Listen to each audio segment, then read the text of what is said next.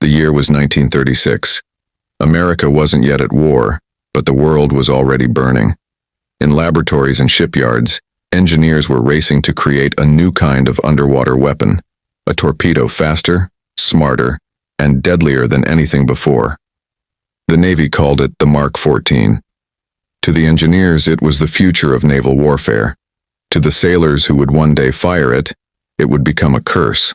Inside a quiet workshop in Newport, Rhode Island, a small team of designers tested prototype after prototype. Among them was an ambitious young engineer, brilliant, proud, and desperate to prove himself. His design would make the torpedo more accurate by using a brand new magnetic detonator. It would explode beneath enemy ships, breaking their backs in a single blast. On paper, it was perfect. But in the rush to impress his commanders, he made a small miscalculation. A flaw buried deep inside the guidance system. No one double-checked his math. No one wanted delays. The Navy wanted results. The engineer sealed the blueprints, signed his name, and sent them off to production. He had no idea that his simple mistake would cost thousands of lives, millions of dollars, and the trust of every submarine crew that ever loaded his weapon. By 1941, when America entered World War II, the Mark 14 torpedo was the pride of the U.S. Navy.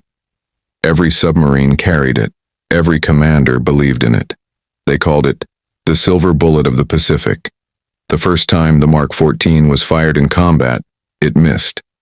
The second time, it misfired. The third time, it hit the target, but never exploded. On board submarines, frustration turned into fear.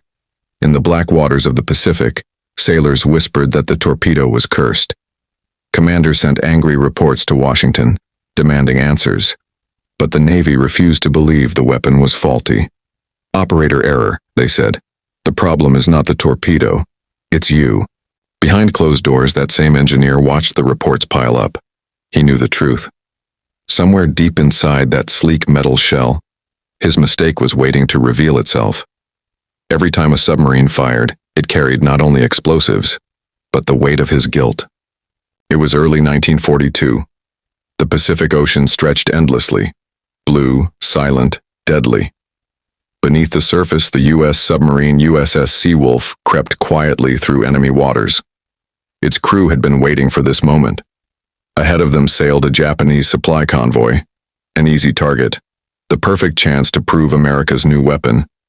Commander Frederick Warder, a respected officer, gave the order. Open the tubes. Metal clanked, valves hissed, and the Mark 14 torpedoes slid into position. Every man in that cramped steel tube held his breath. The first torpedo raced through the dark, leaving a trail of silver bubbles. The crew counted the seconds. 1, 2, 3. Nothing. No explosion, no flash. Just silence. The second torpedo followed. Same result. The third one finally struck the target. A perfect hit right under the enemy ship's hull. But still, no explosion. Inside the submarine, disbelief filled the air. "How can that be?" one sailor whispered. "We hit it dead on." Commander Warder clenched his fists. Something was terribly wrong. The crew had risked their lives sneaking through minefields and enemy patrols. They had done everything right. But their weapon, the one designed to save them, had betrayed them. As the submarine surfaced later that night, the crew felt both anger and shame. They had the enemy in their sights, yet couldn't deliver the final blow. When they returned to base and filed their report, the Navy dismissed it. "Your aim was off," the officer said. "There's nothing wrong with the torpedo." But it wasn't just Seawolf. Dozens of other submarines reported the same problem. Torpedoes ran too deep. Others exploded too soon. Some didn't explode at all. One by one, submarine captains began to lose faith. In Pearl Harbor, Commander Charles "Swede" Momsen, one of the Navy's top problem solvers, began to suspect the truth. He'd worked on diving gear, rescue equipment, and now he wanted to test the Mark 14 himself. But the Bureau of Ordnance and the Navy's powerful weapons department refused. They said testing was unnecessary, To admit the torpedo was broken would mean admitting failure, and in wartime, failure was not allowed. So the silence continued. Month after month, American submarines went into battle, and their torpedoes failed them. Imagine it. A submarine cornered by Japanese destroyers, depth charges exploding above, and the only weapon you have simply doesn't work. The ocean became a graveyard of lost opportunities. A war that could have turned sooner, dragged on longer, all because of one tiny engineering mistake hidden inside the Mark 14. Men began to die in silence. Submarines were sunk. Commanders were blamed. And far away in an office in Newport, the engineer who designed the torpedo began to realize this was no longer just a technical error. It was a disaster, one that had blood on his hands. The reports kept coming in. From every corner of the Pacific, American submarine captains were sending desperate messages. Torpedoes failing to detonate. Running too deep. Target struck. No explosions. But at the top of the chain, inside the U.S. Navy's Bureau of Ordnance, the men in charge refused to listen. To them, the Mark 14 was a masterpiece. A product of years of design, thousands of tests, and millions of dollars. To admit something was wrong would mean destroying their own reputation, and their pride simply couldn't allow that. Inside the Washington Navy Yard, senior officers gathered around long tables covered in papers, blueprints, and test reports. When the first complaints arrived from the front lines, one admiral dismissed them with a wave of his hand.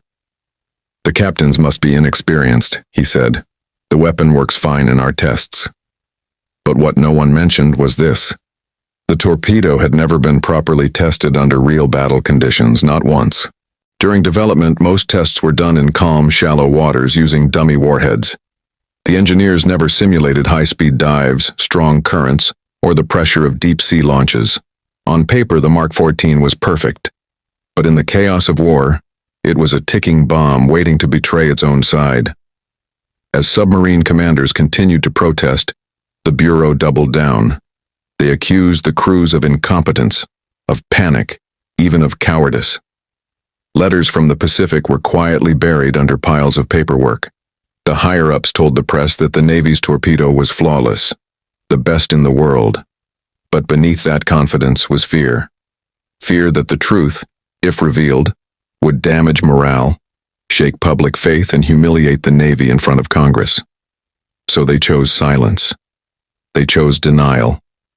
And in doing so, they condemned more men to die.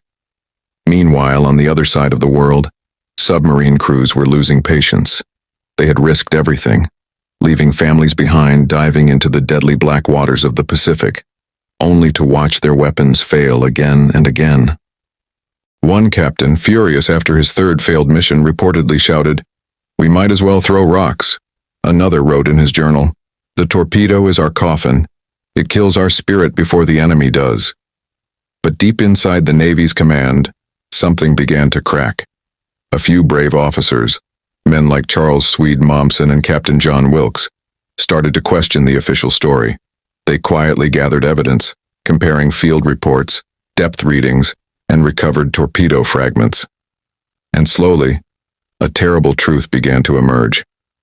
The Mark 14's detonator, the part designed to explode on impact, was too sensitive in some cases, and completely useless in others. When fired at high speed, or from certain angles, it simply jammed. Sometimes the magnetic exploder would trigger too early, detecting the wrong signal. Other times, it wouldn't trigger at all. The weapon America trusted most had betrayed them. And every single day the Bureau refused to admit it. More sailors died because of that mistake. In the war room, those in power continued to smile for the cameras. But in the ocean, the truth was eating away at the Navy's soul. And soon, the men on the front lines would take matters into their own hands. By mid-1943, the silence had turned into anger. American submarine commanders, men who had risked their lives in the black depths of the Pacific, had lost faith in the very weapon that was supposed to win the war for them. They had followed orders. They had fired carefully. They had done everything right. But time after time, their torpedoes failed. Ships escaped. Convoys that could have been destroyed slipped away into the night. And when those same commanders returned to base and filed reports, the Navy called them liars. The Bureau of Ordnance still insisted that the Mark 14 was perfect. They called it the most reliable torpedo in the world. But the men who used it every day, the ones who depended on it for survival, knew the truth. So a quiet rebellion began to grow. It started with whispered conversations in submarine mess halls. Captains gathered in secret, trading stories and data. One after another, they realized their failures were identical. Torpedoes running 10, sometimes 15 feet too deep. Detonators that refused to explode even after perfect hits. They were tired of being ignored, tired of sending letters that never got answers, tired of being blamed for a problem they didn't create. One man, Commander Charles Swede Mommsen, finally decided enough was enough. He had a reputation for being bold, a man who cared more about truth than rank. He'd already saved countless lives by inventing the Mommsen lung, a device that allowed trapped sailors to escape sunken submarines. Now, he was ready to save his brothers again, this time from a broken weapon. Mommsen began gathering proof. He spoke to submarine crews, collected failed torpedoes, measured impact angles, and checked the firing depth himself. What he discovered confirmed his worst fears. The Mark 14 wasn't just defective. It was dangerous. The magnetic exploder was overly sensitive. The contact detonator jammed on impact. And the depth mechanism was completely wrong. The torpedoes were running almost 11 feet deeper than the depth they were set for. Mommsen took his findings straight to the top brass. But instead of listening, they accused him of insubordination. They told him to stop testing immediately. They reminded him, "You're a sailor, not a scientist." But Mommsen didn't stop. He and a handful of captains, including Commander John Wilkes and Captain Ralph Christie, decided to prove the truth on their own. They began secretly firing torpedoes in controlled tests. They recorded every depth reading, every angle, every failed detonation. When they disabled the magnetic exploder and used only the contact fuse, suddenly the torpedoes started to work. For the first time, they saw real explosions bloom across the sea. The weapon that had betrayed them finally did what it was supposed to do. The results were undeniable. The Mark 14's problems were not the captain's fault. They were born in the labs, in the offices, in the pride of the men who refused to admit error. When Mommsen's secret reports reached Washington, a few honest officers finally took notice. A storm was brewing. The truth could no longer be hidden. The engineers were about to face the consequences of their mistake. But even as the Navy began to face the truth, the damage was done. Hundreds of sailors had already died. Dozens of missions had failed. And America's reputation beneath the waves was scarred forever. It was July 1943 off the coast of Australia. The submarine USS Tinosa glided silently beneath the waves. Its captain, Lieutenant Commander Lawrence Daspit, was about to make history. But not in the way he expected. Daspit had found his perfect target, a massive Japanese oil tanker, the Tonin Maru No. 3. A floating giant, loaded with fuel, crawling through the Pacific. It was slow, it was unguarded. It was the dream target every submarine commander waited for. Daspit moved in carefully, lining up his shot. The crew watched their captain's calm face, knowing that this attack could make or break their mission. The crew waited for the explosion. 10 seconds, 20, 30. 2 direct hits, and no explosion. Daspit thought maybe it was bad luck, maybe the angle was wrong. He fired again. A third torpedo. Nothing. A fourth. Nothing. By the time the 7th torpedo hit the tanker's side, still nothing happened. The ship floated, unharmed, like a ghost refusing to die. Daspit was furious. He surfaced, an unthinkable risk, and followed the crippled ship for hours, determined to finish the job. He lined up a perfect point-blank shot. 100 yards, it couldn't miss. The torpedo struck dead center, and again, failed to explode. The Tonin Maru No. 3 limped away and Daspit returned to base. Defeated, but with proof. He didn't bring back victory, he brought back evidence. When Daspit's report hit the desks of the Navy Bureau, it caused chaos. His torpedoes had struck 21 times, and 20 of them failed to explode. This was no coincidence. It was scientific failure. The Bureau could no longer deny what every submarine captain already knew. The Mark 14 was broken. Its magnetic detonator was unstable. Its contact exploder was too weak. Its depth control system lied. Everything about it screamed disaster, a $10,000 weapon that couldn't kill. Finally, after 2 years of deadly denial, the Navy ordered full-scale testing. And what they found was horrifying.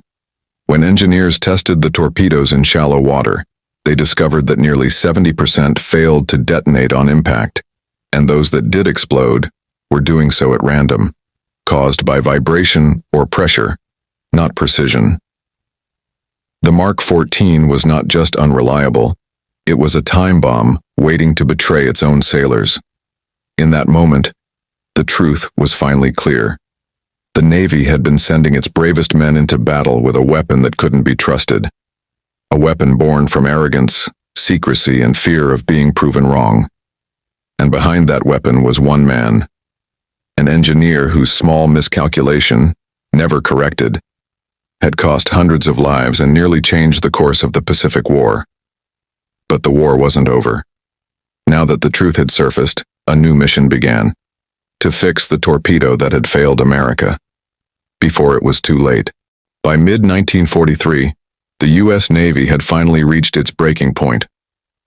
For 2 long years, the truth had been buried under pride, bureaucracy, and paper reports stamped classified. But after Commander Daspit's shocking evidence, the walls of silence began to crack. The Mark 14 torpedo, once celebrated as a masterpiece of American engineering, was now officially recognized as a catastrophic failure. The problem was everywhere. Its depth settings were wrong, its fuses unreliable, and its magnetic trigger, the very core of its killing power, was a disaster of theory over reality. Admirals demanded answers, engineers scrambled to explain, and the man at the center of the storm, Rear Admiral Ralph Christie, the man who had defended the torpedo for years, now faced the impossible. He had to admit what no commander ever wants to say, that his weapon was killing his own men. Christie was proud, brilliant, but stubborn. He had designed the Mark 14 to perfection on paper, yet never allowed it to be fully tested in live conditions. His team had assured him the math was flawless. But the ocean doesn't follow math. The sea laughs at perfection. Now, with submarines returning home in disgrace and the Pacific filled with Japanese convoys still sailing strong, Christie knew the truth. The time for pride was over. Deep inside the Navy's Pacific repair depots, a secret project began. Engineers, mechanics, and weapons specialists gathered to tear the Mark 14 apart, piece by piece, wire by wire, fuse by fuse. They worked day and night, testing each part under real battle conditions. The first shocking discovery: the torpedo wasn't running at the set depth. When the dial said 10 feet, it actually ran 20 feet deeper, missing its targets completely. The design was wrong. The calculations had ignored the effects of water pressure and the weight of the warhead. Next came the contact exploder, the device meant to detonate on impact. When tested at full battle speed, it failed again and again. The firing pin simply jammed, crushed by the torpedo's own power when it struck a target. It worked in the lab, but in war, it broke under its own strength. Engineers replaced the magnetic trigger with a simpler, mechanical one. They reinforced the firing pins, recalibrated the depth mechanism, and ordered that every new torpedo be tested before use. For the first time since 1941, the U.S. Navy began trusting science again. Not pride, not reports, not theory. Just raw, tested truth. In a quiet test off the coast of Hawaii, a submarine loaded its first fixed Mark 14. The captain took aim at an old, empty freighter used for practice. The crew held their breath as the torpedo left its tube, slicing through the dark blue water. Boom. The target vanished beneath a tower of white foam. The crew erupted in cheers. For the first time in years, a Mark 14 had done what it was always meant to do: destroy. Word spread fast through the submarine fleet. Commanders who had lost faith now had a weapon they could finally trust. And in the months that followed, American submarines began striking back, sinking Japanese transports, tankers, and warships with deadly precision.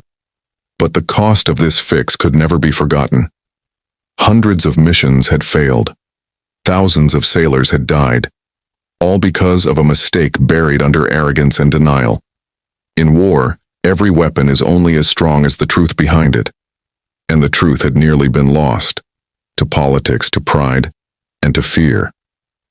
Now, with their torpedo finally fixed, the Navy faced a new question. Would this weapon, born from error, become the key to victory? Or would the memory of its failures haunt the men who carried it forever? After the Mark 14 was fixed, a new chapter of the submarine war began. The weapon that once betrayed American crews now began to kill the enemy with terrible efficiency. But this comeback carried the shadow of everything that had been lost: lives, trust, and time. This is the long ending of that story: how the repaired torpedo changed battles, how the Navy faced the human cost and responsibility, and what the mistake taught the country forever. When reliable Mark 14s finally reached the Pacific fleets, submarine captains felt a shift. Where once they hesitated, they now struck boldly. Convoys that had passed safely through the night began to burn and sink. Oil tankers, the lifeblood of the Japanese war machine, went down in columns of black smoke. Supply lines that fed frontline armies were cut. The submarine force, armed with working torpedoes, became a major engine of defeat for Japan. Commanders who had been demoralized now saw their mission succeed. Patrol after patrol, American boats scored hits. Where months earlier a freighter might limp away after being struck, now the impact was deadly and immediate. That success mattered.